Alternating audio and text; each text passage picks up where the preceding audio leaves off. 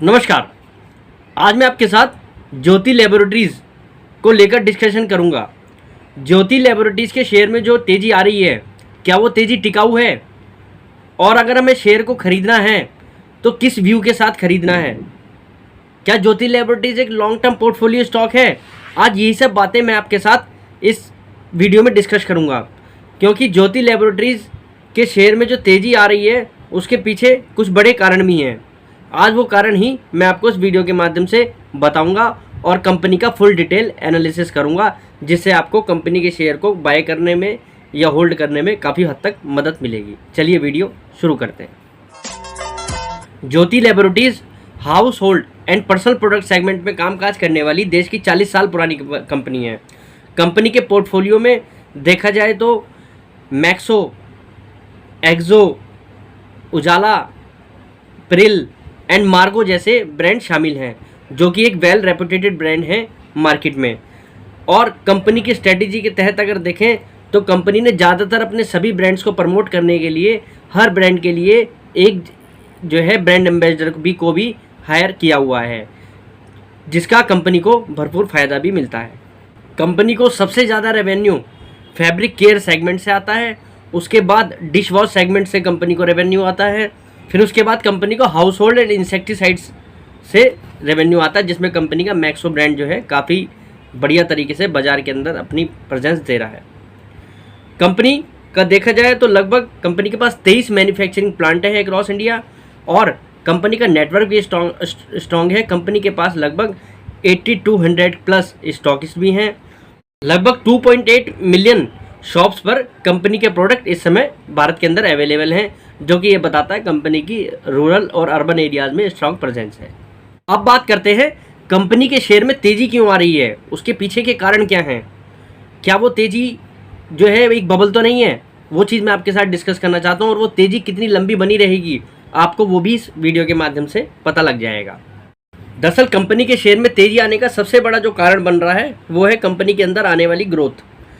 देखा जाए तो कंपनी के हिसाब से इस समय fabric care and dish wash segment को अगर मिलाकर हम देखें तो कंपनी को डबल डिजिट की ग्रोथ दिखाई दे रही है, जो कि कंपनी के मेन रेवेन्यू का में हिस्सा रखते हैं दोनों सेगमेंट ये।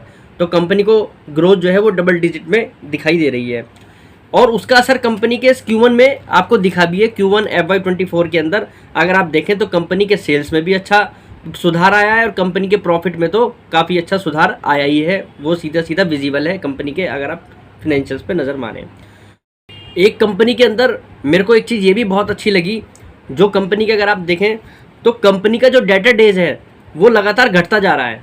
मतलब कंपनी जो अपना माल बना रही है उसको जो बाज़ार में उधार देने का जो कंपनी का समय है वो लगातार घटता जा रहा है। इट मीन्स ये है कि कंपनी के ब्रांड वैल्यू की मार्केट में इतनी अच्छी प्रेजेंस हो चुकी है कि कंपनी जो है अपने पैसे को जल्दी कलेक्ट करके बाज़ार से ला रही है। तो ये कंपनी के फ्यूचर के लिए भी काफ़ी पॉजिटिव दिखाई दे रहा है कि कंपनी के पास अगर देखा जाए तो लगभग 283 करोड़ रुपए का कैश इन हैंड भी है, और साथ ही साथ कंपनी ने अपने आप को कर्ज मुक्त भी कर लिया है, जिससे कंपनी के फाइनेंशियल्स और फंडामेंटल्स में दोनों में सुधार देखा जा रहा है। अगर आप लॉन्ग टर्म व्यू के हिसाब से कंपनी की परफॉर्मेंस को देखें तो कंपनी ने सेल्स और प्रॉफिट में अच्छी ग्रोथ दिखाई है। सन 2014 के अंदर कंपनी की सेल लगभग 1324 करोड़ रुपए की थी, जो कि फाइनेंशियल ईयर 2024 के अंदर लगभग 2600 करोड़ रुपए की होने की उम्मीद है। अगर यहीं प्रॉफिट की बात करें तो कंपनी का 2014 में 154 करोड़ रुपए का प्रॉफिट था, जो कि इस साल लगभग 373 करोड़ होने की उम्मीद है।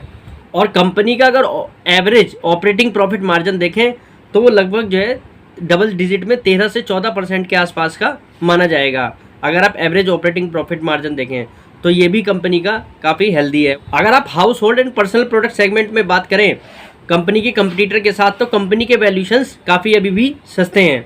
देखा जाए तो प्राइस टू बुक के अगर हिसाब से हम बात करें तो इमामी इस समय लगभग 9.10 के मल्टीपल पे काम कर रहा है, डाबर 12 के मल्टीपल पे काम कर रहा है, मैरिको 20 के मल्टीपल पे काम कर रहा है, और ज्योति लैबोरेटरीज का जो शेयर है लगभग 8 के मल्टीपल पे काम कर रहा है।